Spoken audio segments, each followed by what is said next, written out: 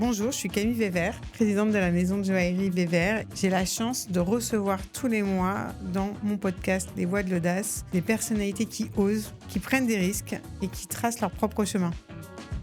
L'audace, c'est pas seulement réussir, c'est aussi douter, affronter des épreuves, se relever d'échecs et puis se réinventer. Alors, je vous propose à tous de découvrir les coulisses de l'audace.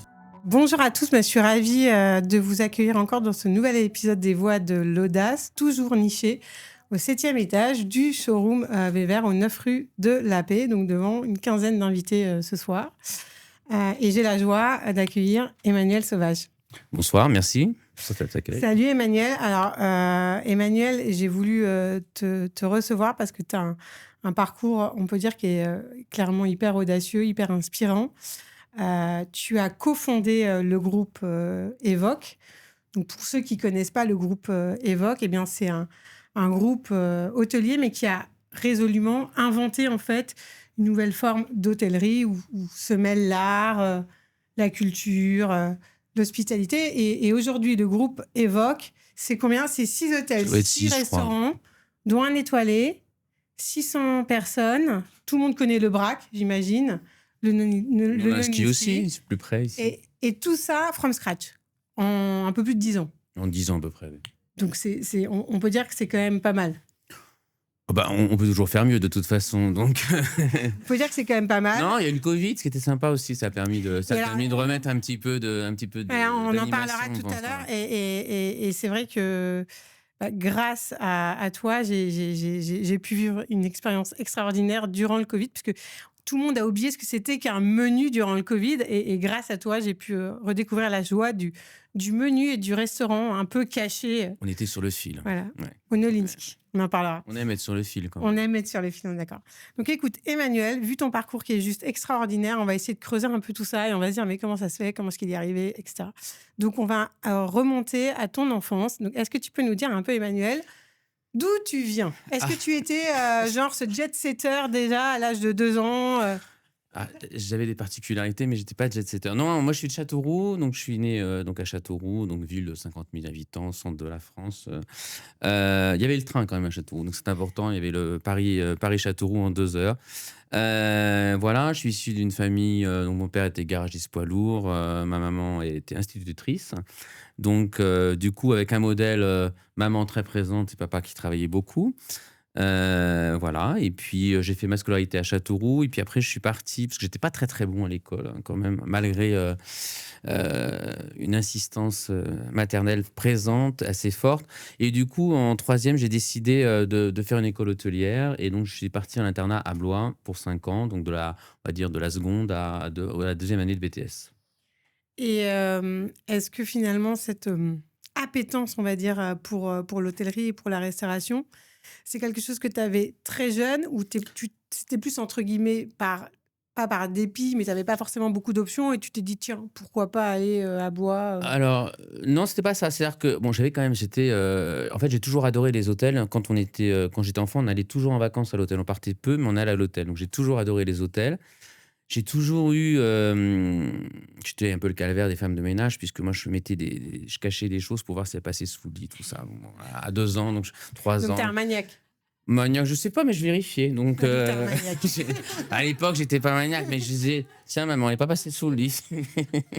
Bon, par exemple. Et sinon, j'ai adoré aller à l'hôtel. Pour moi, je trouve que c'était vraiment une expérience très agréable.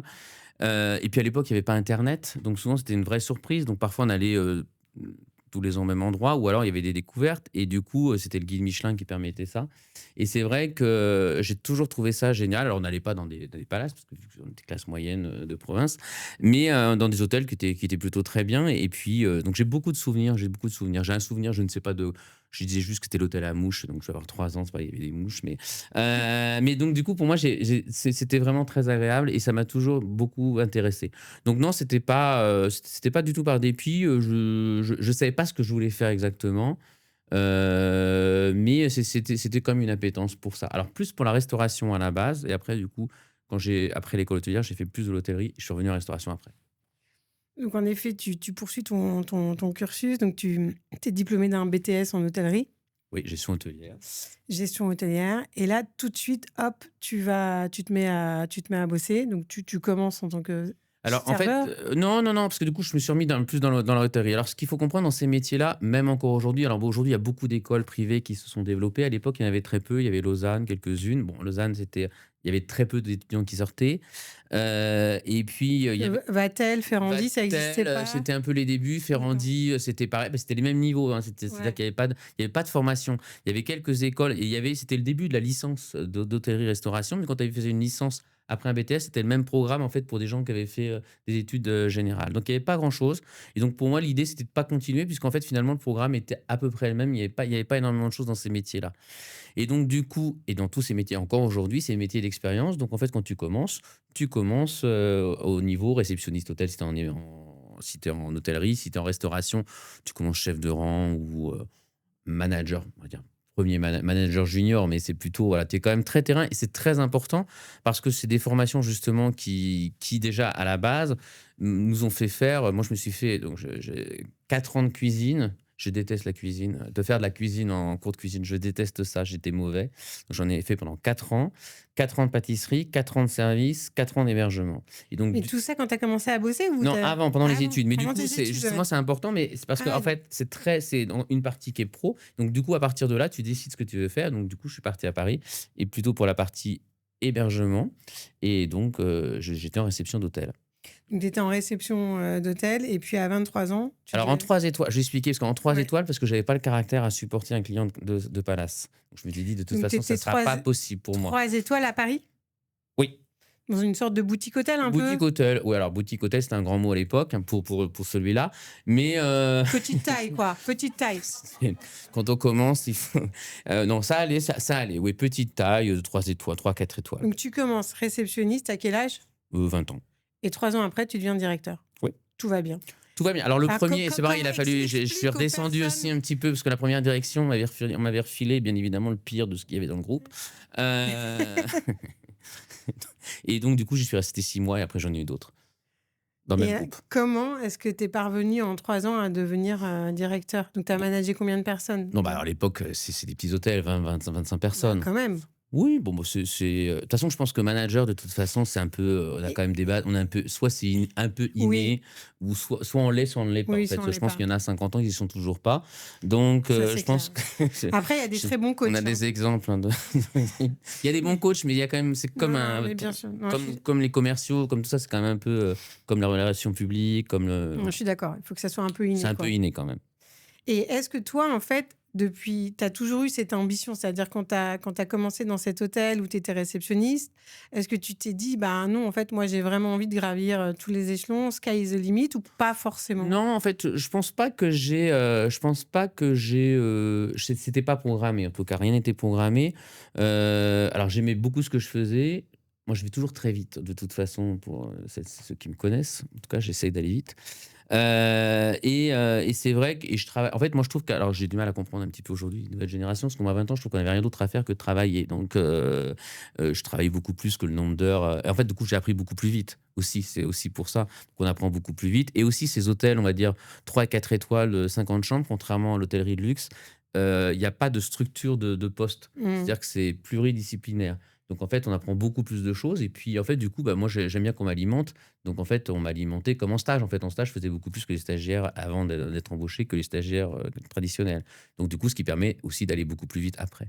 Mais j'avais pas l'ambition de ça. Et puis j'ai été coupé parce que j'ai eu la chance d'aller à l'armée, d'être dans la dernière, Ah oui? la dernière, la C'est dernière. 78 ou 77? Alors, C'était il y en quoi a, la il y en a dernière qui étaient année? plus vieux qui l'ont pas fait, mais moi j'ai eu un petit coup de chance, donc du coup on m'y a mis quand même. J'avais tout fait pour pas y aller. Et imaginez-moi, j'ai fait 15 jours de classe à Versailles, et heureusement il y avait eu la tempête. Moi, je te vois Juste. hyper bien. Ah ouais, ouais, j'ai été malade, donc en fait. Non, mais on a eu le droit à faire que 15 jours parce il y a eu la tempête et donc tout Versailles les arbres étaient tombés, donc on n'a pas eu le droit à faire les nuits, les Alléluia. nuits, voilà. Donc j'ai fait ça, mais c'était aussi dans l'hôtellerie, donc c'était une expérience aussi très intéressante et très enrichissante. Et en fait, quand on regarde aussi ton parcours, tu as vraiment eu...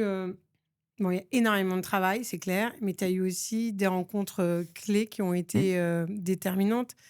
Ça, tu peux nous en parler justement? Alors oui, de toute façon, c'est le travail, les rencontres. Je pense que c'est un mix des 2 forcément puisque alors après je dis toujours qu'on est maître de son destin, je le dis à tout le monde tous les jours. Donc en fait, les rencontres se font aussi, je pense, par Mais bien rapport à sûr. ça. Parfois on a aussi de la chance, mais je pense que la chance ne dure pas tout le temps. Donc on est là. Voilà, donc après c'est des rencontres, j'ai toujours eu de très bonnes relations justement. Je crois que j'ai eu 3 on va dire 3 actionnaires, 3 patrons dans ma vie. Et c'est vrai que c'était des personnalités totalement différentes. Les 2 premiers, c'est des associés, que ce soit Pierre-Martin Roux et Patrick Machfer, qui étaient un peu des guerriers, vraiment des guerriers. Dans le sens du terme, voilà, il y a pas beaucoup de limites. Et après, je suis passé, dans une autre forme totalement différente avec, Guy de Durfort et François Henty. Donc, avec une vision totalement différente. Donc, je trouve que c'était très intéressant parce que du coup, il y a eu la mixité des 3 profils 4 profils qui étaient très intéressantes. Et du coup, moi, quand j'étais petit, j'allais beaucoup aux concerts, mais on allait rarement aux expos, tout ça. Donc, c'est Guy Durfort qui m'a pas mal initié à l'art, puisqu'on avait ouvert un hôtel 4 étoiles avec une galerie d'art. Donc, à chaque fois, on me disait, oui, c'est comme chez le coiffeur. Ça m'agaçait. J'ai dit, non, c'est des, Mais Guy, tu le rencontres quand tu es à eh beh, non, non, Guy, c'était un entretien. En fait, Guy faisait partie justement après cette. Alors, je suis toujours aussi un peu brouillon, hein. Guy, je le rencontre lors d'un entretien parce que j'avais fait 4 ans ou 5 ans de direction dans mon premier groupe. Et puis, je cherchais un autre poste. Et puis, à chaque fois, on me proposait. Je dis non, mais moi, je sais pas ce que vous me proposez. J'étais trop jeune. On me dit toujours, ouais, vous avez 27 ans, vous êtes trop jeune. Bah, je dis oui, moi, ce que vous me proposez, je ne vais pas le faire à 40, hein. Bah, bien sûr. Merci. Donc, du coup, celui qui m'a fait confiance, c'est Guy de Durfort, qui n'avait pas de problème avec l'âge, parce qu'après, on est trop vieux, mais aussi à 25, 27, en fonction des responsabilités, on est trop jeune. Donc, en tout cas à l'époque. Et donc, Guy m'a fait confiance, et puis du coup, on a ouvert ce premier hôtel, puis après, on a ouvert le L'hôtel Burgundy. Burgundy. Non, on avait ouvert d'abord un premier hôtel dans le 12e, et puis après le Burgundy, qui a été un tremplin pour moi, et un tremplin aussi pour l'hôtellerie. C'est un petit peu différenciant de ce qui se passait déjà sur Paris. Et donc, c'est Guy qui t'a ouvert au monde de l'art. Oui, Et l'art est devenu une de tes passions. oui. Voilà, donc en fait, c'est vrai que c'était pour moi, c'est hyper intéressant, puisqu'on a en fait, à chaque fois, du coup, tout avait été travaillé au Burgundy, chaque chambre aussi avait été travaillée. Alors à l'époque, il y avait pas de curateur non plus, comme on a connu Amélie Duchalard, entre autres, ou d'autres sur l'art. Donc c'est-à-dire qu'il fallait faire le tour des galeries.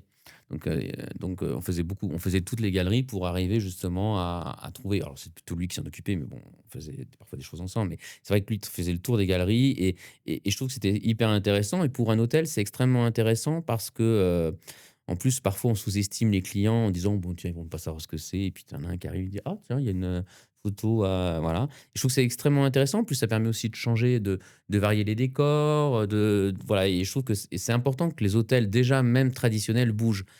J'ai un souvenir d'un hôtel où je suis repassé, je crois que c'était, 15 ans après. Il y avait un bouquet de fleurs séchées qu'on avait mis 15 ans avant. Il était encore à la même place, bon, avec les toiles d'araignée en plus. Et je me dis: «Mais en fait, c'est pas possible». Donc en fait, il faut que ça bouge tout le temps, en fait. C'est même pour les clients, c'est extrêmement important que dans les décors, il y ait un renouveau tout le temps pour qu'on puisse justement, sentir un peu de mouvement. Et on en parlera, mais c'est aussi pour ça que c'est beaucoup d'investissement, beaucoup, beaucoup, beaucoup d'argent. L'hôtellerie, puisque bah, C'est un déjà, temps long. il y a les murs, et puis en effet, après, tu as tous ces investissements qu'il faut à chaque fois remettre entre guillemets au goût du jour ou adapter. Alors Alors sur l'art, c'est facile parce qu'en fait, il suffit d'en avoir beaucoup, ou on peut faire tourner. Donc on fait Ouais, tourner les collections. Donc en fait, on peut se faire plaisir ouais, en faisant tourner. ouais, Donc c'est assez ouais. c'est assez intéressant. Après le reste, oui, il faut bien le penser dès le départ. En fait, un hôtel, c'est comme le reste, en fait, c'est un vrai métier. Il faut pas s'improviser. C'est-à-dire qu'il y a des choses qui doivent se faire, des matières nobles. Quand vous avez une salle de bain en marbre, vous la changez pas tous les 5 ans, elle est là, quand vous regardez dans les palaces, elle est là depuis la nuit des temps sans être démodée. Donc c'est très important aussi, lorsqu'on fait les hôtels, d'avoir des matériaux qui soient beaux, qui soient entretenables. Alors parfois, il faut aussi, bien évidemment, faire des choix parce que sinon pardon, j'allais donner un nom. On est dans un grand groupe international, où justement on fait très attention à tout ça et du coup qui perd un petit peu l'âme. Ouais. Donc il faut aussi savoir s'adapter et mettre des touches un peu plus, fragiles de façon à pas être justement dans un hôtel aseptisé. Et donc justement, tu nous raconteras tout ça avec Évoque. Et donc, tu vas rencontrer ensuite Pierre Bastide, c'est ça? Oui, Pierre Bastide et Romain Et Romain Iserman. Iserman. Raconte-nous un peu cette rencontre qui sont vraiment la jeunesse finalement elle évoque. Alors cette rencontre s'est faite au Burgundy. Elle s'est faite, alors Pierre Bastide, c'était un dîner, en fait, un dîner avec l'architecte du Burgundy. Donc ça, je me souviens exactement où ils étaient installés au restaurant. Je les ai salués, puisqu'en fait, notre métier aussi, c'est bien évidemment de faire beaucoup de RP. Et puis j'ai retrouvé Pierre Bastide après, un soir, il venait, parce qu'on organisait aussi au Burgundy des concerts lyriques suivis de dîner. Donc c'était des chanteurs de l'opéra, soit de Paris, soit voilà, qui faisaient le monde entier, des grands chanteurs. Et donc, du coup, il était venu aussi un soir, il n'avait pas pu rester au concert.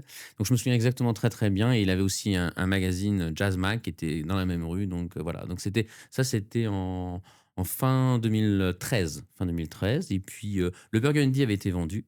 Donc, souvent, quand il y a une vente, c'est un peu plus complexe. Le Burgundy était vendu. Et puis, on n'était pas du tout sur les mêmes. Sur les mêmes, on n'avait pas du tout le même affect. Et c'est vrai qu'en même temps, du coup, c'est pour ça que je disais que souvent, on est maître de son destin, parce que la rencontre, c'est une chose, mais il faut que ce soit au bon moment. Voilà. Et donc là, c'est vrai qu'on va dire que le Burgundy ne correspondait plus forcément à ce que je voulais. Et donc, du coup, voilà, la rencontre s'est fait comme ça. Et je suis arrivé très vite pour la création Et là, d'un groupe hôtelier, parce qu'il n'y avait et pas de nom, bien et tu évidemment. as senti qu'il y avait quelque chose dès ce dîner? Tu t'es dit, ça va être une rencontre, il va y avoir un avant-après ou? Oui, alors ça, après, c'est plus facile à dire.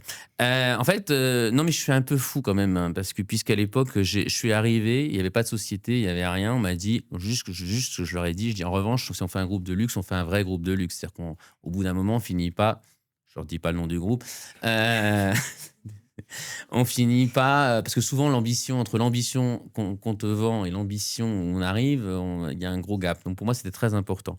Donc on s'est entendu tout de suite et donc on est parti d'une création. Et c'est vrai qu'on s'est fait confiance.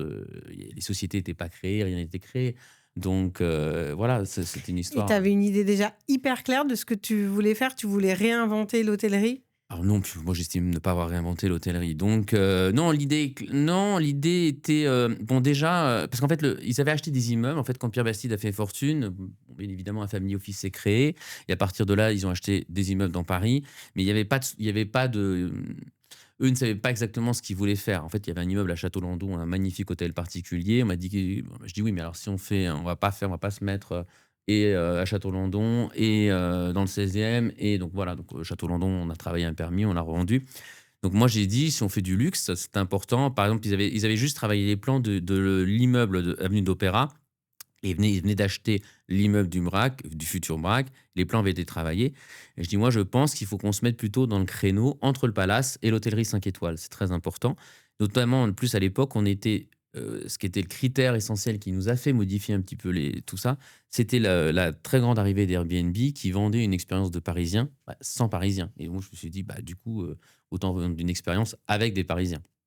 Ouais, c'est ça qui est hyper intéressant, c'est que tu as aussi, cherché à attirer vraiment la clientèle locale et qu'elle fasse partie finalement complètement de ton concept.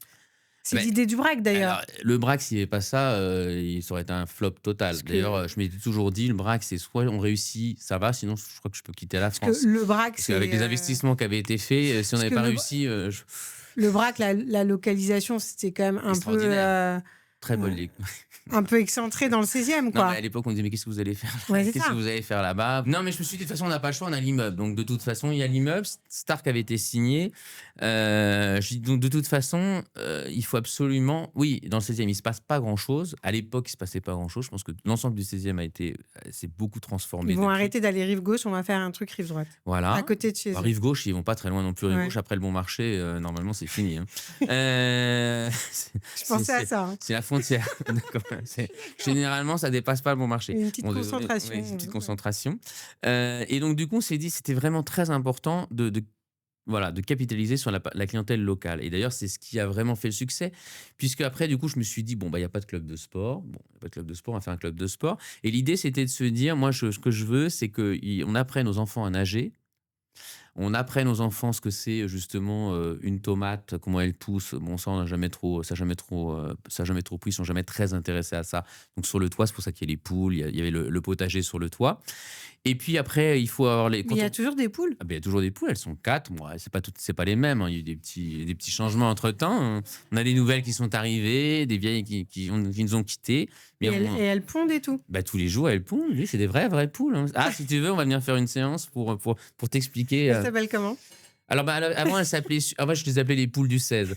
Et, il y avait Suzy, je me souviens plus des autres noms parce qu'il y a eu des petits changements entre temps. Donc, on a changé les prénoms aussi. Ok, il y a un problème avec les poules. Non, mais c'est la vie. Mais non, en revanche, nous ne consommons pas les œufs pour les clients puisque c'est totalement interdit, puisque bien évidemment, il n'y a pas la traçabilité. Donc, il y a interdiction d'utiliser les œufs pour les clients. Et donc, tu as un petit potager en haut. Donc, en fait, c'est vraiment un concept. Le concept, alors le potager, il n'a jamais été dit que c'était pour utiliser pour les clients, parce que sinon, bien évidemment, on dirait, là, c'est vraiment prendre voilà. Quand on fait le volume du vrac, quand on sait les quantités qu'on passe en alimentation, d'ailleurs, c'est assez. On comprend aussi après la planète, et on comprend les ressources, on comprend tout ça quand on voit les volumes qu'on passe quand on passe avec juste quelques restaurants.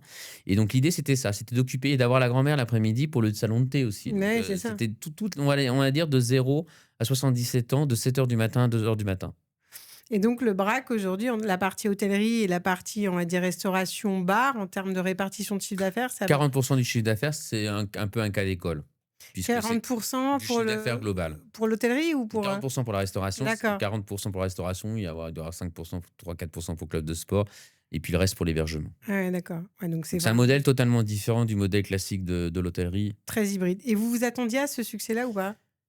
Alors, je te dis, il y avait deux solutions. Non, alors je me suis dit, normalement, on pouvait s'attendre à un succès, mais pas à ce point-là. Donc, c'est sûr que quand on a ouvert, ça a été très, très complexe pour nous. Je pense personne de ceux qui étaient dans l'ouverture serait capable de revivre la même chose. Les gens faisaient cauchemardesque. la queue. Cauchemardesque, on n'était pas prêts, il y avait la queue dehors, on se faisait insulter. Non. Mais en même temps, et puis en fait, tout a été dans cette ouverture rocambolesque. On a caché Pamela Anderson avant la fin des travaux. On m'a dit, oh, tiens, il faut qu'on cache Pamela Anderson. On m'a appelé, on m'a dit, il faut que tu la caches, elle faisait danser avec les stars. Il faut que tu la caches en leur rupture, il ne faut pas qu'ils la retrouvent. Je dis, bah oui, bien sûr, on la met les chambres sont finies, on la met dans l'hôtel. On me dit, mais t'es complètement fou. Je dis, oui. Donc du coup, elle prenait l'ascenseur avec les ouvriers le matin. Et c'est bizarre après. Et après, du coup, elle a été retrouvée. Du coup, après, il y avait l'ami qui était avec elle et tout. Non, mais ça a toujours été. On avait des soirées le soir jusqu'à 2h du matin. Ça a toujours été extraordinaire. Quand tu gères en plus un groupe hôtelier, on va en parler tout à l'heure, c'est un boulot de dingue. C'est-à-dire qu'il faut que tu gères le clochard qui est en bas et qui va. Alors, ça, c'est les directeurs d'hôtel. La différence, c'est que le brac, j'ai absolument voulu avoir la direction générale parce que j'estimais. En fait, pour moi, personne ne pouvait comprendre ce que j'avais dans la tête. Ouais. Parce que toi, tu es DA en plus. En fait, directeur artistique pour les. Mais voilà, mais. Non, mais quand tu dis ce que j'avais dans la tête. Non, parce qu'en fait, j'avais vraiment une façon de. J'avais un concept très clair, une vision très claire exactement de ce que je voulais, notamment en restauration, de la façon d'accueillir et tout. Et si je l'avais laissé. Alors déjà, on a encore du mal. C'est-à-dire que sur d'autres destinations, par exemple, j'ai du mal. À Paris, tout le monde comprend, tout le monde a compris sur place, mais à l'étranger, quand on l'a développé, on a encore du mal. À Madrid, on a encore du mal à faire comprendre certaines choses, puisque c'est pas dans les standards du directeur général. Donc, c'est hyper important pour moi, justement, d'être présent avec eux et d'avoir modifié ce qu'il fallait modifier, puisque bien évidemment, quand on pense un projet entre la pensée et la réalité, il faut l'adapter un petit peu, mais il faut aussi garder son concept. Quand on a fait Sinner, si j'avais écouté tout le monde, à la fin, c'est plus rien. Parce qu'en fait, à force, on dilue tout, on écoute tout le monde. Il faut aussi avoir des idées très précises de ce qu'on veut, les garder, mais aussi l'adapter. Donc, il faut prendre un risque. Et donc, si tu devais définir juste Evoque super rapidement en une phrase, c'était quoi ta mission pour Evoque? La mission d'Evoque, c'était en fait de passer d'une hôtellerie de luxe traditionnelle qui était faite pour une typologie de clients, à travailler cette hôtellerie de luxe d'une manière différente, puisque la clientèle a complètement changé. On voit bien la mode, quand on voit la pop culture est arrivée dans la mode du luxe, c'est complètement différent. Là, c'est réadapté à sa clientèle, c'est-à-dire qu'il y a différentes marques en fonction des marques, et même dans les mêmes marques, il y a pour différentes typologies de clientèle. Avant, il y avait une seule typologie, donc on va dire qu'Evoque a un petit peu transformé à travers ses adresses le client traditionnel en différents types de clients en fonction de l'adresse. Je ne sais pas si j'ai été clair. Mais... Si. Et le brac, ensuite, vous ouvrez quand le Nolinski? Nolinski est ouvert avant le brac, mais justement, le Nolinski plus classique, il correspond plus à une continuité du Burgundy. Donc le brac, ça ouvre quand? En octobre 2018, mais quand on a commencé en 2018. 2014, on nous a dit on savait pas lequel des deux allait ouvrir tout de suite. Alors Ouais, c'est ça. faut comprendre que les architectes nous mentent un peu quand même. Ouais, Après, ouais, au ouais. bout d'un moment, on a compris Mais ils veulent que signer, hein, on a, puis on a, après. on a, on a un peu compris parce que quand on nous a dit on sait pas lequel des deux on ouvre en même temps, on a 2 ans d'écart entre les deux, donc voilà, Et alors, la clientèle du Nolinski est différente de la clientèle du Braque. totalement Rien à voir. opposé. Opposé. C'est-à-dire que le Nolinski, c'est plus traditionnel. C'est plus traditionnel, alors plus discret, je mets des guillemets, totalement différent. C'est-à-dire que même les artistes qui vont dans l'inski ne sont pas les mêmes que ceux qui vont au Brac. C'est pas la même Mais en tout cas, il n'y a énergie. aucune cannibalisation de clientèle entre. Non, mais en entre les revanche, deux. ils peuvent passer peuvent de l'un à passer l'autre. l'un à C'est-à-dire l'autre. qu'en fonction de leur séjour ou de ce qu'ils ont envie, ils peuvent passer de l'un à l'autre. C'est-à-dire que régulièrement, et alors encore plus avec l'étranger, c'est-à-dire que maintenant avec l'étranger, à Nolinski, à Venise, un Brac à Madrid, en fait, il y a aussi Cours des Vosges, mais du coup, tout le monde passe un peu dans toutes les adresses du groupe. Mais alors, justement, quand on regarde ton groupe qui est quand même C'est pas le hyper. mien, hein, Le groupe, faut être- en tout cas, m'attirer dans des- lequel tu es cofondateur, qui est quand même hyper diversifié, avec, donc on a parlé là du Brac, du Nolenski, tu as Cours des Vosges également, tu as les chalets, la Courchevel, Chez la Courchevel. et puis tu as la restauration, dont un 2 étoiles, le Palais Royal. Comment est-ce que vous avez fait en fait pour gérer tout ça? Bah, pour gérer tout ça, il y a des équipes. Donc en fait, on est simplement chef d'orchestre d'équipe. Et toi, tu recrutes les personnes. Toi, si je devais dire, c'était parce que, bon, on en parlera tout à l'heure, mais tu as été DG pendant plus de 10 ans d'Evoque Non, DG d'Evoque, oui, pardon, oui. et tu as annoncé il y a 2 jours, on est quel jour aujourd'hui? On est Le 3 novembre. mercredi, Je sais ouais, le plus. 3 novembre, j'ai annoncé le 3 novembre. Le 3 novembre que tu quittais la direction générale d'Evoque, on va en parler tout à l'heure, mais donc c'était quoi ton job de DG? Parce que bon, ça évolue tellement entre tout début Oui, où bah alors justement, le job de DG n'était pas le même entre le début et Ben aujourd'hui, voilà. bien évidemment. Ça a été quand même aussi beaucoup de structurer d'une manière différente. Quand on a ouvert le Brac, c'est vrai qu'on n'était pas du tout pas assez structuré, parce que déjà on s'est fait dépasser, comme on disait tout à l'heure, c'est-à-dire qu'on s'est fait dépasser en tout, donc, et dans la structure, et il y avait des quantités. En fait, on n'était pas prêt. Je pense qu'on s'était pas assez préparé pour ce succès. Ensuite, on a ouvert en moins d'un an, donc en fait, on était quand même un peu. Voilà. En moins d'un an, on en a ouvert deux. Derrière, on a ouvert le Sinner en juillet 2019 et Cours des Vosges en octobre 2019. Et puis est arrivé le Covid en mars 2020. Il y en a qui s'en souviennent ici. Et, et du coup, je pense que le Covid, pour parler de ça, a permis totalement de structurer différemment les choses. Je pense sinon, on était parti un peu très déstructuré. Et donc là, à partir de ce moment-là, c'est depuis 2020, on a structuré le groupe. On continue à structurer pour le faire grandir d'une manière différente. Donc vous avez profité du Covid pour tout remettre à plat, tout structurer, tout Le organiser. Covid, on est arrêté 1 mois et demi. Moi, j'ai eu le Covid tout de Ouais. suite. J'ai dit, de toute façon, j'étais toujours malade. Donc, quand il y avait quelque chose. Donc, j'ai eu le Covid tout de suite à force d'embrasser tout le monde dans dans les hôtels. Donc, la première semaine, j'étais déjà, voilà, 3 semaines arrêté, 3 semaines au lit. Et en fait, je pense que le Covid a permis aussi, je me suis dit 3 semaines. Bon, ceux qui ont été malades tout de suite se souviennent. On ne savait pas de quoi ça allait se passer. Donc, en fait, ça m'a vraiment reboosté après pour repartir tout de suite. Donc, toutes les équipes sont reparties, pas toutes, parce qu'il fallait bien évidemment travailler avec intelligence par rapport aux chiffres, mais on a réouvert l'ensemble des adresses pour le 30 mai ou le 25 mai 2020. Et donc avec du recul, en fait, maintenant, tu serais la seule personne qui dirait quoi? La seule, en tout cas dans l'hôtellerie, qui dirait que le Covid a été une bonne chose pour vous, au Le final. Covid était une bonne chose pour nous. Il a été Sinon, un peu long. Parce qu'en fait, Sinon, nous, tu on en a aurais bouffé vraiment pendant eu 2 ans, beaucoup nous, de hein. mal à gérer la croissance. T'aurais eu Non, c'est ça. Non, on aurait eu beaucoup de mal à gérer la croissance parce que je pense qu'on était parti dans une espèce de. Ouais. C'est ce qui peut être un peu problématique, surtout Ouais. quand il y a du succès et Ouais. que tout va bien au début et tout ça. Ouais. Parce souvent pour les restaurants, alors la restauration gagne très peu d'argent, même quand c'est bien géré. Il y a très très peu de marge.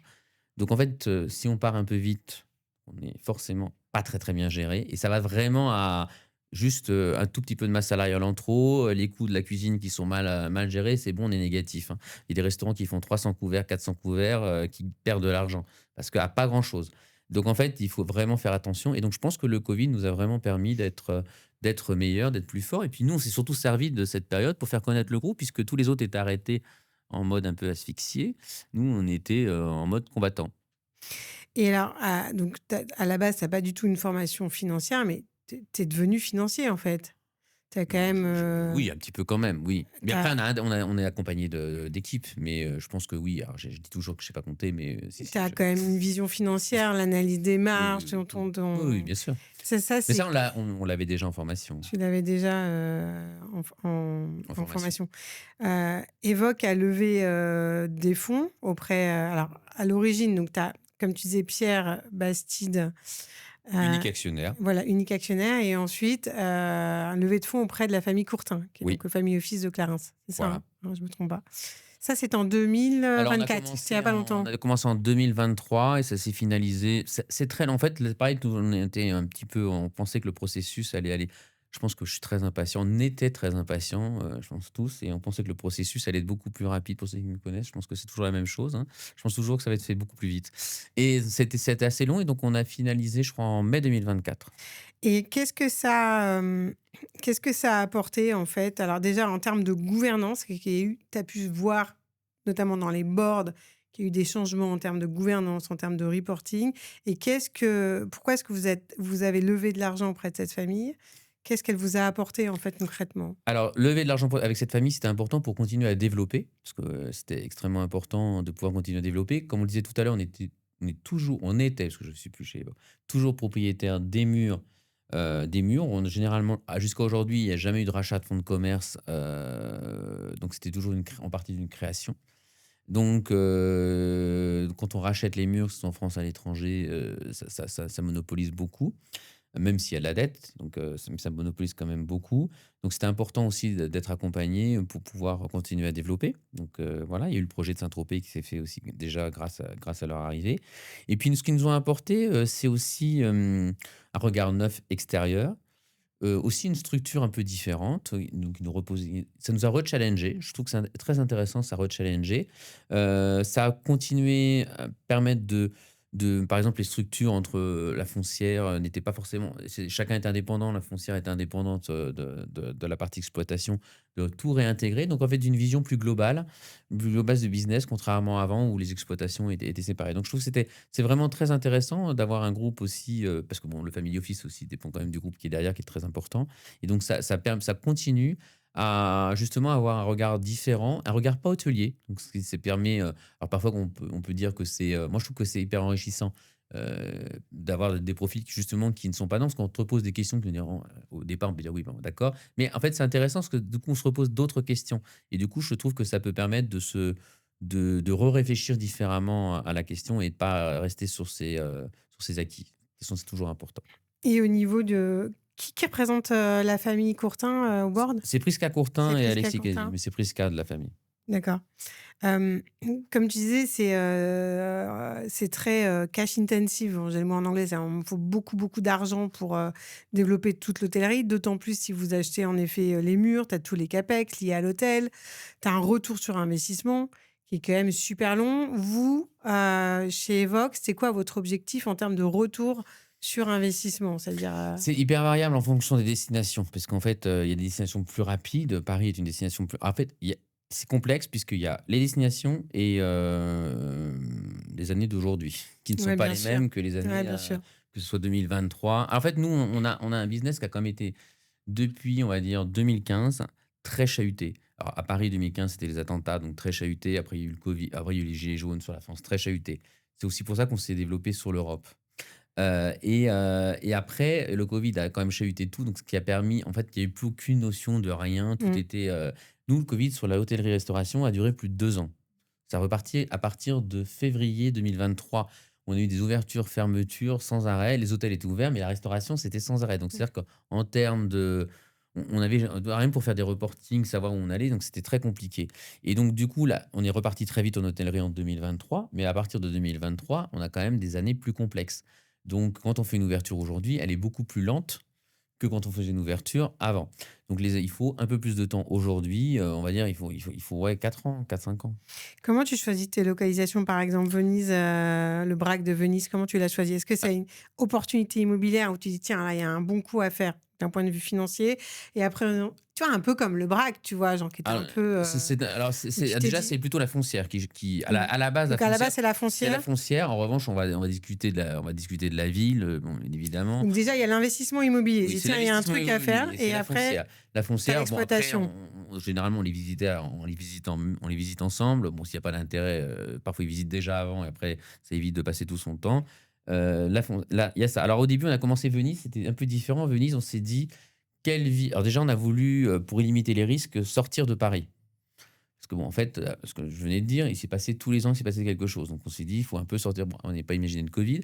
Donc il faut sortir de Paris parce qu'il y en a marre entre les grèves et tout. Bon, Les gilets les jaunes, gilets jaunes, on a pris cher quand même, hein. Les gi Non, mais il y a toujours eu quelque chose et donc on s'est dit: «Il faut sortir de France» et ce qui est drôle, c'est que Pierre Bastide, Romain Isermann et moi, on a dû se faire un mail C'est en même marrant temps. parce que donc il y a le risque pays qui a été intégré quand même, qui est Ah donc oui, le non, risque non, mais oui, parce France, qu'en fait, il y avait le risque ville. le risque Paris, quoi. Le risque Paris et pays. Parce qu'en fait, c'est plus possi je veux dire, et aussi Paris qui continue à développer son offre hôtelière, plus une offre Airbnb, on va dire, Ouais. entre guillemets «cachée». Ouais, ouais, Parce qu'on ouais. la connaît pas. Alors quand je dis du Airbnb, c'est du Airbnb professionnel maintenant. Il y a des Ouais. immeubles entiers qui sont Ouais, bien transformés. sûr. Encore beaucoup aujourd'hui. Donc du coup, il y a une offre qui est pléthorique aujourd'hui. D'ailleurs, on voit bien que nos remplissages sont pas les mêmes. C'est-à-dire qu'il y a plus de période, avant vous aviez des minimum stay d'une semaine, tout ça n'existe plus sur Paris. Donc on s'est dit: «Il faut diversifier, il faut limiter les risques». Donc diversifier, et là, pour Venise, c'était très simple. On s'est dit, je pense qu'on s'est envoyé un mail tous les 3 en même temps, on a eu la même destination. On s'est dit, une ville, il faut qu'il y ait du patrimoine, il faut qu'il y ait de l'histoire et il faut qu'on ait envie d'y retourner régulièrement. Tout le monde nous disait: «Oui, allez à Lisbonne, allez à Lisbonne, allez à Lisbonne». Je dis: «Bon écoutez, moi j'étais à Lisbonne 3 jours, j'y retournerai pas avant au moins 10-15 ans, Ouais, donc il ouais. se passe rien». Heu, je parle pour la clientèle, qui nous correspond.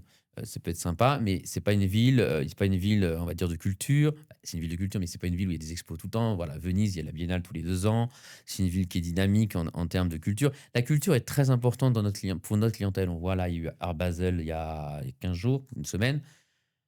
C'est extrêmement important pour notre business à nous. C'est très, très, très, très important. Ça arrive du monde entier avec un très gros pouvoir d'achat et c'est très important. Donc la culture est énormément reliée à nos métiers parce que sinon, si on est aussi donc c'est pour ça qu'il faut avoir des villes où une culture, il y a un fort développement de la culture, une offre culturelle qui est en mouvement permanent, que ce soit en termes d'artistes, de concerts, d'expos, la qualité des expos, tout ça. Donc ça, par exemple, Paris là, Venise là. C'est très important d'avoir ça parce que c'est cette offre qui fait que nos clients se rebougent. Après, on s'est dit aussi, donc on a fait Madrid parce qu'on a été à Barcelone. On a fait un petit tour de Barcelone. On s'est dit: «Bah non, Barcelone, on peut pas, c'est pas pour nous». Et pourquoi? Parce que trop d'hôtels et c'est pas notre marché. C'est pas notre marché, trop d'hôtels et puis d'ailleurs ça nous a donné raison parce qu'il faut faire attention parce qu'il faut déjà au moins minimum entre le jour où j'ai acheté l'immeuble à l'étranger et le construire, il faut au minimum 4-5 ans. Donc il faut quand même un peu anticiper, pas se retrouver, soit arriver après la course, ce qui peut arriver, ou soit arriver, sur une destination qui n'est pas la bonne destination. Et Madrid, c'est moins concurrentiel, en fait? Alors Madrid, alors une vie aussi complexe quand même, hein. Moins concurrentielle. En fait, c'est une ville qui était un peu abandonnée pour, Barcelone à l'époque. Barcelone avait pris tout le tourisme de Ouais. l'Espagne et donc du coup, on est allé à Madrid, on s'est dit: c'est la capitale». Tout était en train de commencer à être en travaux et on s'est dit: «Tiens, c'est quand même pour notre clientèle, c'est quand même pas mal». Une offre hôtelière très restreinte, très peu de très beaux hôtels, donc une offre hôtelière très restreinte. Donc on a trouvé très facilement cet immeuble et à Venise, pareil, on a trouvé, l'immeuble assez facilement, on en a visité différents. Et puis, après, il y a eu Rome aussi qui s'est fait pendant le Covid. C'est pareil, Rome, destination alors là, vous voyez, Rome, entre le jour où on a acheté et aujourd'hui, tout le monde est arrivé. Ouais. Tous les grands groupes sont arrivés, donc ça va être c'est pareil, il faut donc du coup, faut quand même bien anticiper et puis il faut pas rester sur ses acquis. Souvent les grands groupes, voilà, ont un modèle. Nous, ce qui nous permet on peut se permettre de justement d'adapter le modèle au fur et à mesure parce qu'entre si vous commencez à faire votre hôtel, 7 ans avant, si vous le pensez 7 ans avant, en 7 ans aujourd'hui, dans l'univers d'aujourd'hui, si vous ne remodifiez rien en 7 ans, je pense que quand vous ouvrez, vous êtes déjà un peu si vous faites autre chose que de la pure hôtellerie classique, hôtel avec un restaurant d'hôtel, avec juste son spa d'hôtel, sans avoir vraiment un concept très abouti, bah, si vous ouvrez, vous êtes totalement dépassé quand vous ouvrez. Donc c'est pour ça qu'il faut bien les travailler en même temps aussi. Mmh, les hôtels que tu as ouverts à l'étranger, ils sont soit sous le nom Braque, soit sous le nom Nolinski. Nolinski. Comment tu choisis, en fait, quels sont les concepts différents entre le Braque Madrid et entre le Nolenski qui est à Venise? Pourquoi tu t'es pas dit, tiens, j'ouvre le Braque Alors Venise? déjà, Comment tu décides, en on fait décide, on décidait ensemble quoi, ça, quand hein. tu, on Non se mais comprend. non mais je fais attention, parce que c'est très important de remettre. Comment est-ce que vous décidez ensemble? Merci beaucoup. Ça m'évite des petits problèmes. Bah, mais faut être juste. Et donc, en fait, on décide. C'est généralement pareil avec l'emplacement. Bon, Venise, on va pas faire un Braque, il n'y a pas de locaux. Donc, déjà, Oui, c'est là, on ça. s'est pas Donc, tu as posé la l'idée du question. local. Voilà, le Voilà, local, il n'y en a je pas. comprends. Donc, Ok. en fait, Venise, c'est une destination, c'est Avenue de l'Opéra, c'est pareil, c'est une destination touristique. C'est une destination touristique. Donc, c'est un Nolinski. Nolinski correspond plus à cet ADN-là. Donc, le Braque, c'est quand tu veux vraiment qu'il y ait de la vie Vraiment la vie locale très importante ok. dedans. Donc ce qui est pas toujours évident non plus, hein, parce que entre ce qu'on le pense et la réalité, il faut aussi le réadapter. Donc Madrid, c'était plus bien évidemment un Braque. On aurait pu aussi, à cet emplacement-là, faire un Nolinski. Ensuite, Saint-Tropez, c'était évident que c'était un Nolinski. Par rapport où c'est, déjà c'est agaçant, c'est pas Saint-Tropez. Ça va être un resort très, très calme, avec beaucoup, une offre. Ça va ouvrir quand, ça? Je crois que ça doit être en mai 2027, avec une offre wellness très importante. Et puis, il faut faire attention parce que, vous voyez, à côté de Saint-Tropez, il y a eu un autre hôtel qui a été fait juste après le Braque, Lily of the Valley, qui est un peu dans le même par Stark et qui est un peu dans les mêmes essences que Braque, parce que c'était un peu la période Stark. Stark, il est comme tous les grands artistes, il a ses périodes. Et donc, du coup, je trouve qu'il n'y avait pas de sens. Et puis même par rapport au lieu, il n'y avait pas de sens. Donc c'est un mix du lieu, de la destination, c'est un mix de pas mal de choses. Emmanuel, Et de la taille, pardon, parce que aussi des espaces communs, en fait, pour avoir un Braque, il faut quand même beaucoup plus d'espace. Emmanuel, selon toi, quelle a été ta plus grande force en tant que leader? Plus grande force, c'est de ne pas être attendu au tournant. Donc, voilà. C'est-à-dire, tu es audacieux, tu Oui, prends de l'avant, audacieux, je sais pas, tu es voilà, agile. voilà, il faut jamais, il faut toujours être un peu. Et c'est Voilà. quoi ton plus gros défaut? Tu peux dire que j'en ai pas, hein. Si. Impatient, c'est un défaut qualité. Ça Il y va en pas a du qui tout. rigolent. J'ai envie de dire impatient. Qu'est-ce que je peux dire? Impatient, j'aime bien aussi. J'aime bien les choses bien faites. Non, impatient, quand même, c'est vraiment. T'es hyper impatient. Si je demande Je à sais quelqu'un de pas. ton équipe, on va dire ouais, Amel. Je prends Et sur ouais, moi ouais. hein, maintenant. Hein. Je prends beaucoup sur moi. Ouais. T'as travaillé Il y a 15 ans, je pense que T'as travaillé dessus. ouais, je Ça m'améliore. m'améliore. Bah oui, en vieillissant, c'est comme le bon vin. Emmanuel, moi, franchement, quand je regardais tout sur les. Alors, déjà, parce que Amel, qui est extraordinaire, donc qui travaille à tes côtés, pour prendre rendez-vous avec toi, c'était dingue, c'est super compliqué. Même toi, tu savais pas ce qu'il y avait dans ton agenda. Non, moi, je regarde le jour même. Voilà, c'était juste hallucinant. Donc, c'est quoi, en fait, la vie d'Emmanuel Sauvage? Tu faisais comment? Bah, c'est facile, 8h15 au bureau. Comme ça, déjà, il y a quasiment personne d'arrivé, donc c'est pratique. On commence à faire la journée. Du coup, on parle généralement, le DAF, pareil, arrive très tôt, donc on est plutôt chiffres. Après, c'est un mix de tout, en fait. Beaucoup de réunions, justement, charges, budget, projet. Il y a toujours un déjeuner. De relations. Après, on repart sur ces mêmes sujets. Il y a des déplacements quasi toutes les Tout le temps, semaines. les déplacements. Quasi toutes les semaines. Ensuite, qu'est-ce qu'il y a? Bon, voilà. Après, deuxième journée, on attaque le soir, la deuxième journée. Il y a généralement 3 à 4 soirs par semaine, une soirée, Ouais. un dîner ou un événement, ou Ouais. quelque chose. Voilà. Après, j'essaie de m'en garder un petit peu. Et puis voilà. Après, c'est pas la même. Aujourd'hui, c'était pas la même qu'hier. Avant, je travaillais aussi régulièrement le week-end, Ouais. tout ça. Bon, maintenant, j'essaye de prendre un peu plus. J'essayais de prendre un peu plus. Voilà, c'est ça. Mais il n'y a pas de journée type, en fait. Dans tout ton parcours chez Evoque, quel est le projet qui a abouti, dont tu es le plus fier, et la plus grande difficulté que tu as pu rencontrer? Alors, projet, j'en ai 2. J'ai Braque et Sinner. Puisque Sinner, Ouais, on en a pas on parlé, en parle ouais. moins, mais c'est un projet qui était. Raconte un peu Sinner, ouais. Ah, Sinner, c'est un projet fou. Un projet fou qui peut être clivant. Mais c'est un projet fou. Déjà, c'est pareil. Mon adresse, j'étais pas. Voilà, elle était forcément un peu clivante, puisque on me disait toujours oui, mais il faut que la femme de Saint-Honoré qui va dans la Saint-Honoré avec son Kelly Hermès de 50 ans, elle vienne rue du Temple. Je dis, ça va être complexe. Hein. Je pense qu'elle est jamais, elle sait pas ce que c'est, la rue du Temple. Donc, la faire venir, ça va être compliqué. Donc, voilà, il fallait un projet assez intéressant. Tristan Hauer nous a rendu des planches assez intéressantes reprenant toute l'histoire du quartier, de la rue, et on s'est arrêté. Parce que le Ciné, c'était un hôtel-restaurant ou juste resto? Hôtel, restaurant. Il y avait un hôtel au-dessus. Et beaucoup de Parisiens connaissent le restaurant. Et puis, donc on est parti très, très loin, beaucoup dans le détail. On a été très, très loin dans tous les détails. C'est un hôtel hyper abouti. Donc voilà, donc celui-là, je trouve qu'il est aussi, mais après, je suis fier de Et tous, vous hein. l'avez revendu? Il a été revendu, oui, celui-là a été revendu pour se reconcentrer sur 2 marques, mais Evoque est toujours propriétaire de la marque, hein, et était revendu pour se concentrer sur la marque Braque et la marque, Nolinski, et donc le Braque aussi, bien évidemment, puisque ça a changé, quand même un petit peu ma vie. Et ta plus grosse difficulté? C'est toujours le relationnel, le relationnel, en fait. Le management, c'est compliqué? Non, le management, Non? non, pas pour moi. Hem, Pas pour moi, ça fait partie du quotidien, en fait. Je trouve que c'est hyper intéressant, en fait. L'humain est très ah ouais, intéressant. c'est Donc hyper pour moi, je important, trouve c'est ce ça qu'il y a de hyper plus important. intéressant, Moi, je suis et en fait, d'accord. sinon je pense que je me serais ennuyé. Oui, oui, c'est clair. Qu'est-ce qui te met en colère, Emmanuel? Pardon, j'ai pas compris. Qu'est-ce qui te met en colère? Ah, ce qui me met en colère.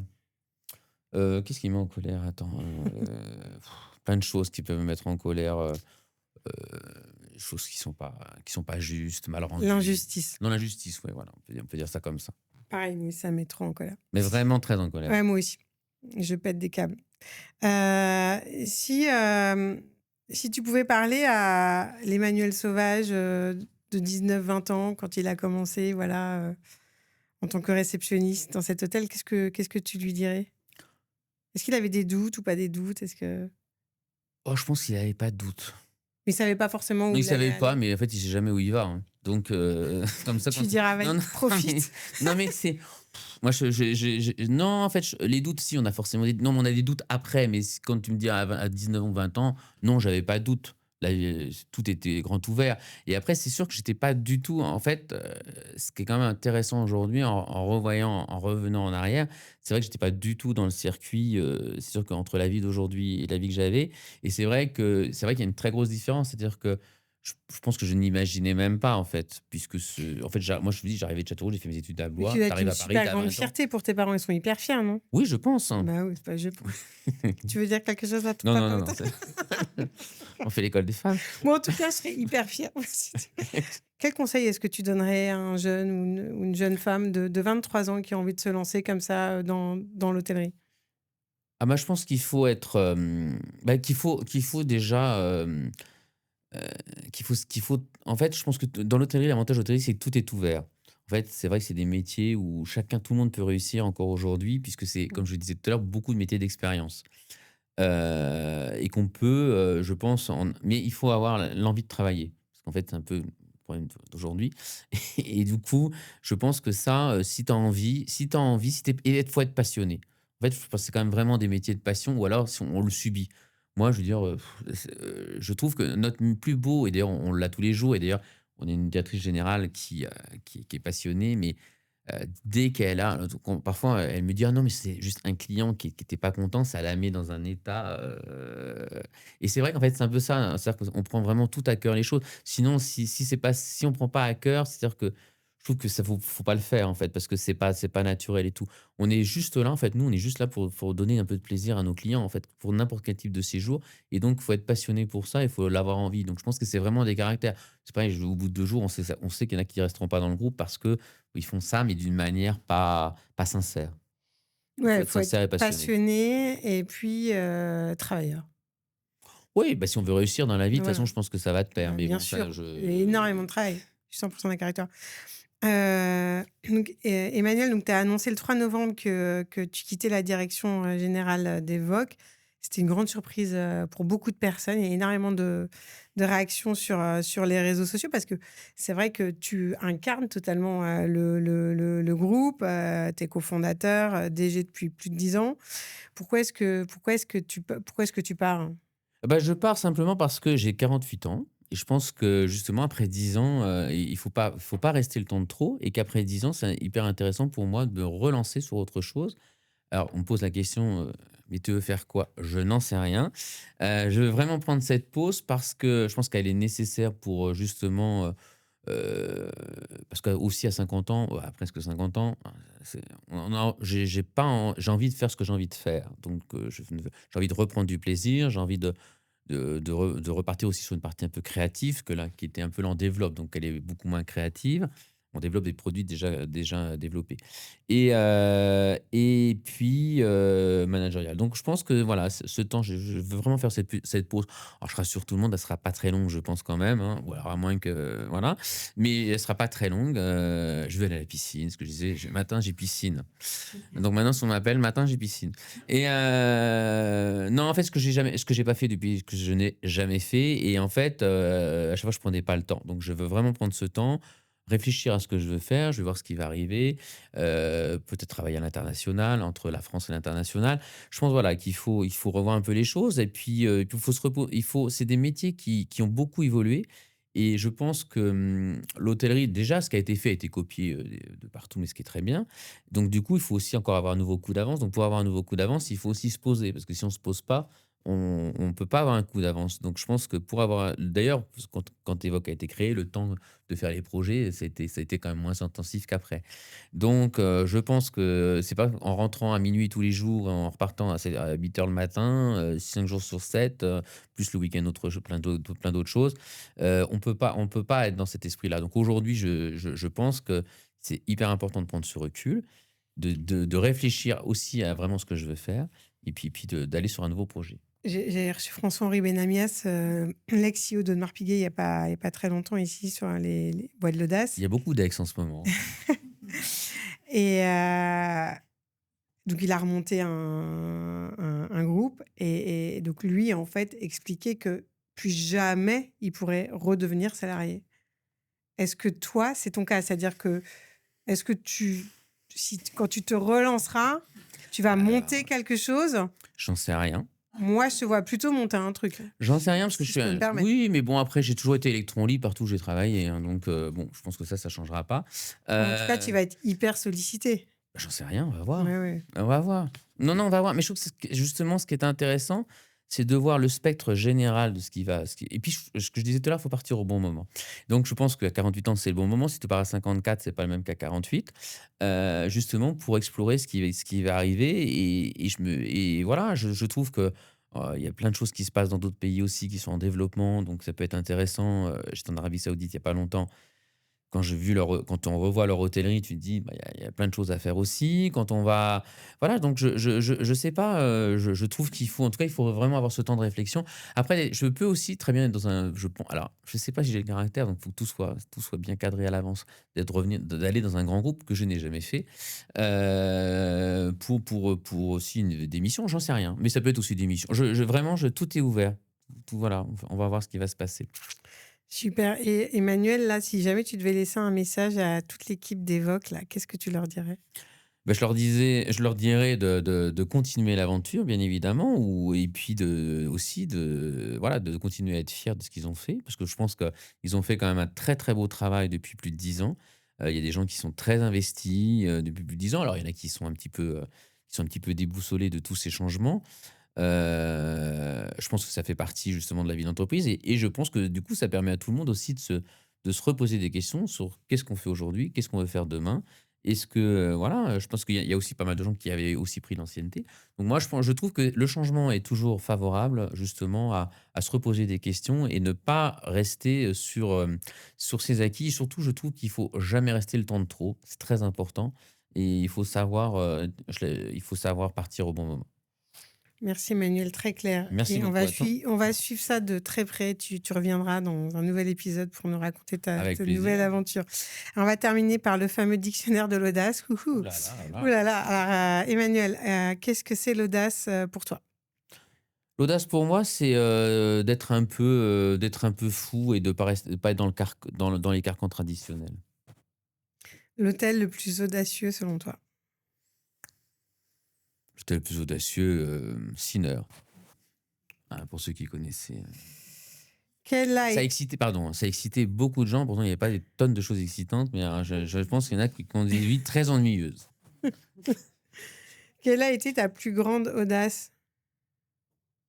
Plus grande audace, bah, tiens, c'est la plus grande audace, on va dire, c'est d'être rentré d'être rentré pour créer Evoque, alors qu'il y avait rien. Parce qu'on m'a dit: «Mais tu es complètement fou, il y a rien, même pas de Bien société, il y sûr. a rien, tu leur fais confiance». Bah, je dis: «Oui, oui, moi je Ne dois faire confiance assez facilement, ça doit être c'est peut-être que je retravaille non, mais ça tu vois maintenant». les opportunités, tu vois pas les difficultés. Ou quand il y a des Non, difficultés, tu te dis: «Il y a une opportunité», opportunité, non, je ouais, vois pas ça comme ça, moi. ouais. Non, opportunité, c'est pas mon. Les risques, ça te fait pas flipper, quoi? Non, parce que moi, je pense que sinon je m'ennuie. Donc en fait, Ouais. je pense que plus une situation est compliquée, pour moi, plus j'adore. Mmh. C'est-à-dire que je pense que le Covid non, non, mais sinon ça m'agace, en Bah, fait. le covid, tu excellé, hein. Ah bah, le Covid, j'ai adoré moi. Donc non, non, mais je sais pas, Parce même que, Pointel qui est dans le voilà, qui était présente pendant le Covid. C'était une période hyper excitante. parce Je pense qu'on a que passé une super période, hein. pour la petite histoire, moi, en effet, pendant le covid, donc j'étais allée à l'hôtel Noliski parce que, bah, ça changeait un peu de rester tout seul dans son appart, voilà, à se tirer une balle. Et en effet, il y a le restaurant était ouvert Non, pour, non, non, les non, on a non, non, parlé non, il pour était les pas clients ouvert, il d'hôtel était pas et je ouvert. me souviens de l'émotion en regardant un menu, chose que j'avais pas vue depuis, je sais pas, c'était un an, quoi, non. Ça a duré très longtemps. Il y a eu des pauses, mais en fait, on a été C'était ouvert, fermé, ça impressionnant et c'est là où on se mais rend c'était le compte le premier que le oui. plaisir des choses simples, tu vois? Un menu, de voir un serveur, de pouvoir parler, d'enlever son masque, c'était extraordinaire. Donc merci à toi Emmanuel parce que tout ça, c'est grâce à toi Bah, quand même. notre métier, c'est juste de donner du plaisir, donc c'est la mission est Donc accomplie. c'était extraordinaire, donc voilà. Et Emmanuel, enfin dernière question, si tu devais résumer ton parcours en un seul mot ou en une image, qu'est-ce que ce serait? Elle est dure celle-là. Oui, surtout que j'ai pas très qu'est-ce qu'en un seul mot, Ou en une image? en une image, Tout un parcours en une image, tout un tableau. oh là là, c'est dur ça. En Ouais, en un seul mot, audace. voilà, bah, c'est parfait. J'ai pas Un réfléchi en plus, Non, hein, mais c'est vrai, c'est ça m'est venu audace. là, j'avais pas lu les questions. Écoute, un grand, grand merci Emmanuel, c'est passionnant et je vais ouvrir maintenant les questions au public. Merci beaucoup de nous avoir donné tout ça, raconté tout ça. Moi, j'ai une question. J'ai passé des moments au BRAC, on s'est croisés souvent, on s'est vus beaucoup. J'ai participé à plein d'événements que vous avez faits et il y a effectivement une fantaisie extraordinaire qui émane de ce que vous créez. On sent une liberté, une audace, mais vraiment comme on n'en connaît nulle part. C'est-à-dire que dans cet hôtel, vous avez créé des prix littéraires, des prix pour le cinéma, vous avez organisé des fêtes extraordinaires sur des thématiques complètement dingues. Je ne savais pas que des choses comme ça étaient possibles dans un cadre souvent aussi sage que l'hôtellerie. Et je me demandais qu'est-ce qui vous pousse à cette folie-là? Est-ce que cette folie-là, cette fantaisie-là, c'est quelque chose qui est votre moteur? Est-ce que quand vous décidez de faire des choses comme ça, vous dormez bien la nuit avant ou est-ce que c'est justement ce qui vous fait vibrer, ce qui vous fait créer toujours plus? Bon, alors je dors très mal généralement, mais les nuits d'avant, non, ça va. Non, moi je trouve que alors déjà c'est en étapes, hein, parce que généralement je pars d'un petit projet puis qui grandit un peu au fur et à mesure. Pour ceux qui seront présents le 13, ce sera un petit peu plus grand que d'habitude. Non, voilà, c'est toujours moi je pense que c'est vraiment important de, je peux pas d c'est pas évident parce qu'en fait, c'est naturel donc pour moi, donc je ne sais pas comment répondre trop à la question. Non, je trouve que c'est vraiment important déjà de réunir parce qu'en fait, je pense que c'est très important, donc par exemple, le Back to Brac qui était une fête un peu particulière, en fait, le Back to Brac, il est né pendant le covid. Alors, il a été déplacé 3 fois parce que, moi, j'étais toujours un peu optimiste aussi. C'est mon deuxième c'est-à-dire que l'impatience fait que ça va avec. On avait dit: «Bah, pour le 21 juin 2020, on fait une fête, il y aura plus de 1000 personnes». Bon, ça a été un peu râpé, donc je pense que c'est septembre 2020, hein, c'était la première septembre 2020 et puis, bon, on s'est dit: «Bon, on va inviter à peu près 3 000 à 4 000 personnes, hein». Et puis on avait avec 0 budget parce qu'en fait, ce qu'il faut faire, dans tout ça, parce que parfois on va dire: «Oui, dépense énormément». Non, il faut être très malin parce qu'en fait, beaucoup des choses qui ont été faites avec des budgets très restreints. juste parce qu'il faut avoir un peu plus d'imagination que les autres, pas prendre 3 agences. Là, on avait fait participer les fournisseurs et tout. On avait dit: «On va faire beaucoup plus simple», mais ça doit être sympathique. C'est le retour, en fait, le retour à la vie normale, donc on doit tous se retrouver. Donc ce back to back était devenu un rendez-vous, le jour de la rentrée. Du coup, on a décidé de le faire le jour de la rentrée scolaire. On m'a dit: «Mais t'es complètement dingue, pourquoi tu fais ça le jour de la rentrée scolaire? On a tous les enfants». Bah, j'ai dit: «Justement, si vous vous occupez de vos enfants, bah, on sera suffisamment nombreux». Mais justement pour que ce soit une date vraiment fixée et c'est ce jour de rentrée et donc c'était le jour des retrouvailles. Donc en fait, il y a toujours une petite étape comme ça qui part d'une petite idée et puis après on essaie de la faire grandir. Mais je pense que c'est quand même très important puisqu'en plus cette légèreté, en fait, quand je disais tout à l'heure qu'on est là pour donner du plaisir, c'est vraiment ça en fait notre job, heu, je dis toujours: «On fait pas décoller des fusées», hein, c'est vraiment ça. C'est-à-dire que et donc je trouve que ces moments de joie sont très importants dans nos maisons. Donc là, ils y étaient un petit peu moins parce que les périodes sont un peu plus complexes, mais je trouve que c'est très important d'avoir ces moments de joie, donc d'une manière ou d'une autre. Heu, il faut oser être, avoir cette audace. Est-ce que, vous avez eu des modèles ou est-ce que, c'est quelque chose qui est naturel comme ça au fond de vous Il y a depuis pas de toujours? modèle, c'est naturel. Voilà. Mmh. Non, non, mais il y a pas de modèle, c'est naturel et puis parce que, alors après ça peut être des images, peut-être que je vois, des choses comme ça, parfois une image que je peux voir qui me redonne une idée, mais je me rends pas compte en fait. Donc, Parce que c'est rare et assez extraordinaire quand même ce que vous faites. bah, merci beaucoup. Monsieur Sauvage, Oui, madame on Pointel. a passé 3 ans ensemble pendant la période du On Covid. a passé le Covid ensemble. Bah, C'était un vrai coup de foudre. Je n'ai jamais travaillé auparavant dans l'hôtellerie et quand je vous ai rencontré pour la première fois, que vous recherchiez, une assistante plus, en fait, ça a été une révélation pour moi et je vous ai accompagné pendant 3 ans. Vous avez été et je pense que pour nous tous, tous les gens qui ont collaboré avec vous, un exemple de créativité. Mais quand on parle de créativité, Emmanuel, je prends un exemple, on pouvait être dans un taxi, dans les embouteillages parisiens et il sautait, il disait: «J'ai une idée, on va faire ça» et en fait, moi, j'ai toujours eu beaucoup d'admiration pour vous dans la façon dont on gérait et on créait l'événement. En une semaine, c'était fait. Et donc aujourd'hui, je me dis: «Bon, OK, vous avez fait» pour moi, vous êtes le John Galliano de l'hôtellerie. ah merci, c'est un compliment, merci C'est, beaucoup. juste. Pourquoi vous iriez pas bosser dans la mode? Pourquoi vous iriez pas est-ce que ça vous tente pas la mode? Je me dis. Alors alors, juste pour revenir sur le départ, d'Evoque aussi, c'est parce que je trouve que j'ai moins d'idées. Voilà, donc j'ai pas dit tout à l'heure que j'avais l'impression de ne pas créer, de ne pas avoir de créativité, mais en fait, je trouve aujourd'hui que j'ai moins d'idées et moins de créativité. Donc c'est pour ça aussi, je commence à le dire, mais que pour moi, c'était très important de repasser sur une nouvelle étape aussi puisque, je pense que c'est important. Ça fait partie dans ma tête, c'était dans ma tête et puis je suis un petit peu revenu en arrière pour le moment, mais vu que rien tout est ouvert, je n'en sais rien. Parce que, je me suis dit: «Il faut aussi être un petit peu, rester dans aussi dans ce qu'on sait faire». Donc est-ce qu'il faut s'éloigner de ces domaines de compétences? Si la raison me ferait revenir, à une réponse non. Mais Emmanuel, Mais tu à es la ba tellement audacieux que mais non, on peut pas entendre cette à la réponse. base, je trouverais ça intéressant, que ce soit la mode ou une maison de mode, mais voilà. Mais je trouve ça très intéressant parce que pour moi, c'est la mode qui m'a inspiré, pour ceux qui je ne l'ai pas dit, mais pour ceux, en fait, qui me connaissent, en fait, je trouve que l'hôtellerie, tout était chiant, pour parler un peu vulgairement. Et c'est vrai que je trouve que la mode a cette réactivité. Alors eux, ils ont des moyens totalement différents des nôtres.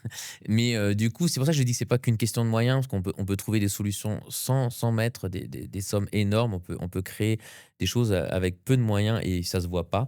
Ça, je pense que c'est important parce que sinon, tout le monde peut penser que c'est des moyens déraisonnés. Donc en fait, il faut vraiment pas penser ça. Et je pense que tout est ouvert. Mais c'est vrai que la raison me ferait dire non, n'y va pas. Et une dernière Oui, question. Euh, Bonjour. Je suis très intéressée par le fait de... Vous dites que le management pour vous a été très naturel, assez simple.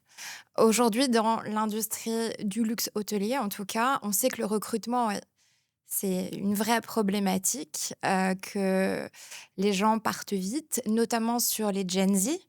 Et du coup, quel est votre secret pour faire de belles expériences et d'être aussi bien accueillis dans vos établissements?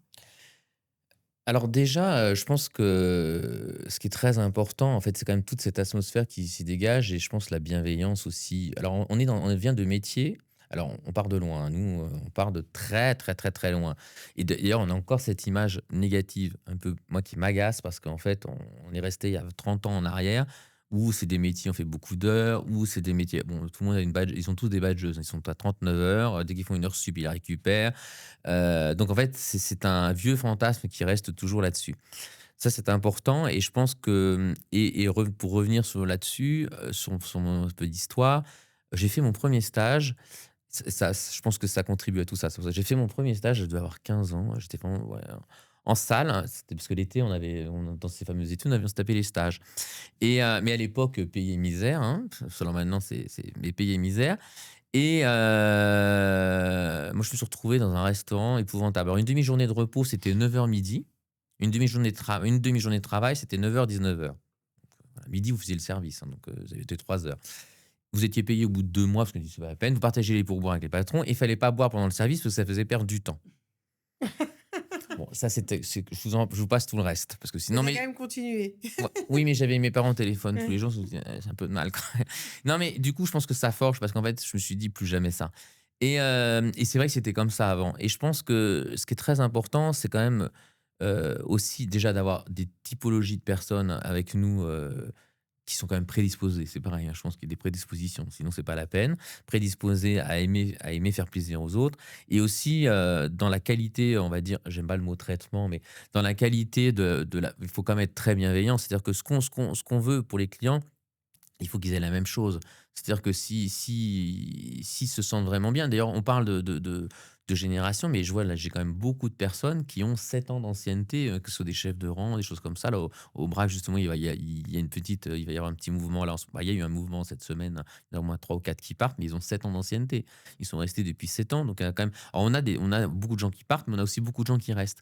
Et je pense que c'est très important, la façon d'être aussi avec eux, que ça soit du directeur général du groupe à tout le monde. En fait, que ça soit une femme de chambre, elle a un métier de chien, pour le dire, et parfois, ils sont traités d'une manière très désagréable. Donc, en fait, je pense qu'il faut encore plus en prendre soin. Donc, dès qu'ils ont un problème, on doit être là, on doit les accompagner. Alors, c'est un peu paternaliste, on va dire, mais je pense que c'est très important, d'autant qu'on a des publics dans nos effectifs qui ont des vies pas faciles, qui viennent d'environnements difficiles.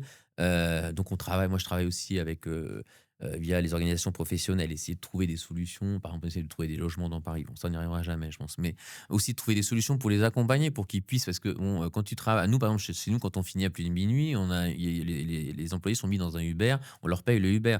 3 quarts des maisons, ils se débrouillent, il faut qu'ils rentrent chez eux. Donc, bien évidemment, quand vous connaissez les salaires, que vous connaissez les loyers de Paris, il n'y en a pas beaucoup qui habitent à Paris. Donc en fait, faut travailler tout ça, donc ça coûte de l'argent. Faut le travailler d'une manière vraiment importante et je pense que toute cette bienveillance, elle se retrouve aussi derrière et de toute façon, ça dépend des profils, mais ce sont les profils trop, on va dire, qui ne correspondent pas, ils tiennent pas. Parce qu'en fait, c'est des oppositions de profils. Voilà. Mais la bienveillance, j'aime pas ce mot parce que je trouve que c'est un peu mis à toutes les sauces, mais Non, mais c'est le respect, c'est quoi. non, mais un vrai respect et puis une sympathie, voilà, on doit parler vraiment à tout le monde de la même manière. Un grand merci, Emmanuel. Bah, écoute, je pense que c'était passionnant. Et donc, voilà, on va tous t'applaudir. Merci pour l'invitation. Merci. Si cet épisode vous a plu, n'hésitez surtout pas à le diffuser et à en parler autour de vous. Et mettez-moi également une note, ça m'aide toujours beaucoup. Si vous avez des suggestions ou commentaires, n'hésitez pas à les envoyer auprès de mon équipe sur le mail contact@vvert.com. Vous êtes également les bienvenus à ce podcast puisqu'il se veut inclusif. Donc tous les mois, 7 personnes peuvent venir assister au podcast. Il suffit d'aller sur vvert.com. Donc je vous dis un grand merci et on se retrouve très bientôt pour plus d'audace.